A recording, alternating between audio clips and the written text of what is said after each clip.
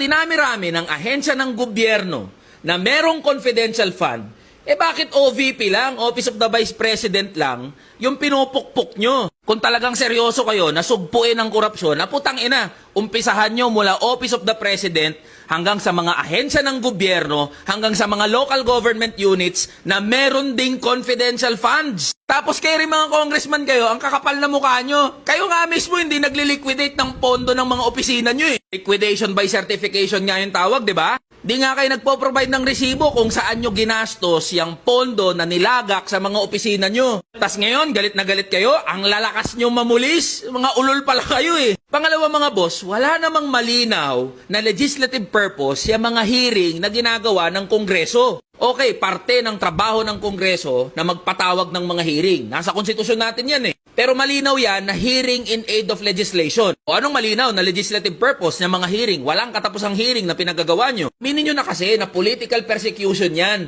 sa mga kalaban ng administrasyon. Ang mas masama, ang pinupuruhan nyo, yung mga maliliit at ordinaryong kawani lang din ng gobyerno. Pagsalungat sa gusto nyo mangyari, pag hindi nyo narinig yung gusto nyong marinig, ipapasight in contempt nyo, ipapakulong nyo, haharasin nyo. Diba ilang beses na nangyari yan sa mga hearing?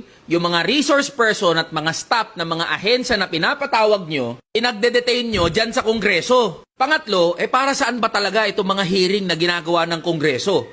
Ano ang goal at objective at ganun na lang ka-invested itong mga congressman na maglunsad ng walang katapusang mga hearing? Alam naman namin, nagibaan to ng mga kampo nyo bilang paghahanda para sa 2025 at 2028 elections. Kaya nga nagmamadali na kayo para mapa-impeach si Sara Duterte. Bakit? Pag napa-impeach si Sara Duterte, mai-impeach na rin ang korupsyon, matitigil na ang korupsyon, lahat ng nawawalang pera, mababalik na, lahat ng confidential funds, maliliquidate na, magiging maayos at maganda na serbisyo ng gobyerno, gaganda na ekonomiya ng Pilipinas, magiging okay na buhay ng mga manggagawa. Pare-pares naggago itong mga congressman na to eh. Kaya mga boss, yung drama ng Kongreso tsaka Senado, wala tayong mapapala dyan. Dehado pa nga tayo eh. Kasi sa halip na pag-usapan, yung iba pang mga mahalagang issue, gaya ng sahod, provincial rate, walang ibang inatupag itong mga congressman natin, kundi magbalagbagan at magrambulan sa Kongreso.